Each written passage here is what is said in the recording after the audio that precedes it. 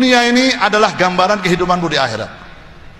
Jadi ada satu makna hadis yang di situ diartikan maknanya seperti ini.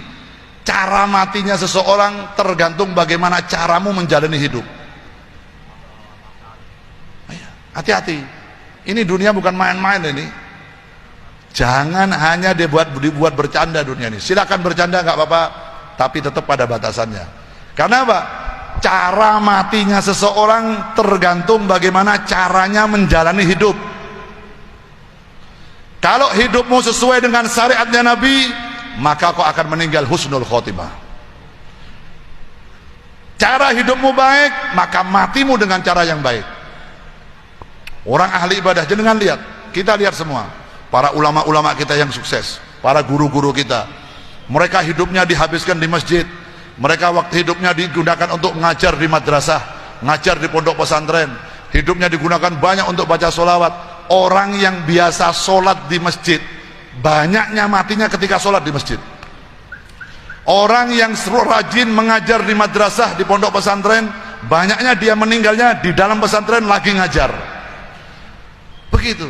Tapi orang yang banyak bermaksiat, yang setiap hari dia mabuk, minum minuman keras, berjudi, berzina, banyaknya ketika dia mati dalam keadaan mabuk. Na'udzubillah min. Kenapa? Gambaran hidup kita di akhirat ya dunia ini. Dunia ini. Dan masih maknanya hadis tadi belum selesai. Dan cara Allah membangkitkan dirimu kelak di akhirat tergantung bagaimana cara matimu. Jadi panjang ini hidup ini panjang, ini bukan mainan. Dulu kita berada di alam arwah, lalu pindah ke alam rahim ibu kita, lalu kita pindah ke alam dunia, nanti kita dari dunia akan pindah ke alam barzah, dari alam barzah nanti kita akan pindah ke alam akhirat. Di akhirat selesai hidup kita selama-lamanya. Yang di surga khalidina fiha abadan. Allahumma amin, di surga terus, udah tidak ada kematian di surga, di akhirat. Makanya ad-dunya mazra'atul akhirah. Dunia ini tempatnya menanam supaya bisa panen di akhirat. Orang kalau nggak mau nanam kebaikan, nggak mau ibadah di dunia, nggak mau datang di majelis, nggak mau datang ke masjid, nggak mau sholat berjamaah, nggak mau ketemu dengan ulama, nggak mau ketemu dengan kiai, bahkan dia malah membenci ulama, dia membenci kiai, dia membenci habaib, ya jangan kamu berharap panen di akhirat. Jangan berharap panen.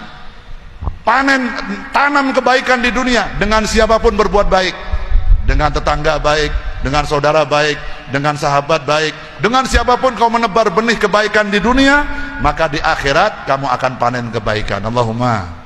Tapi kalau di dunia kerjaannya memprovokasi orang, membenci orang, memfitnah orang lain, menghujat orang lain, menjelek-jelekkan orang lain, ya kau nanti di akhirat akan panen keburukan. Karena itu adalah tanamanmu di dunia. Makanya dunia ini bukan main-main. Makanya jenengan lihat banyak kiai-kiai, banyak ulama, banyak habaib, tiap hari jalan muter dari kecamatan pindah kecamatan, dari desa pindah desa, dari kota pindah kota, ngajak orang berbuat baik. Kenapa? Karena beliau lagi menanam. Kalau tidak dirinya yang panen, anaknya yang panen. Kalau tidak anaknya yang panen, cucunya yang akan memanen kebaikan. Jadi tidak ada mubadzirnya, tidak ada sia-sianya kalau kita menanam kebaikan. Ayo terus sebagai umat Nabi Muhammad kita tiru kanjeng Nabi.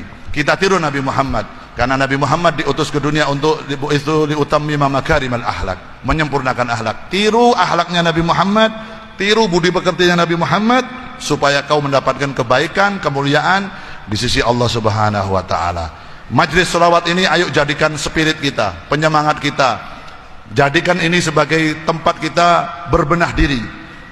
Punya tekad, punya niat, punya keinginan yang kuat. Ya Allah, ya Rabb, berkat Nabi Muhammad, berkat Maulidin Nabi tahun ini, saya pulang dari majlis malam hari ini, saya akan memperbaiki diri saya dengan baik.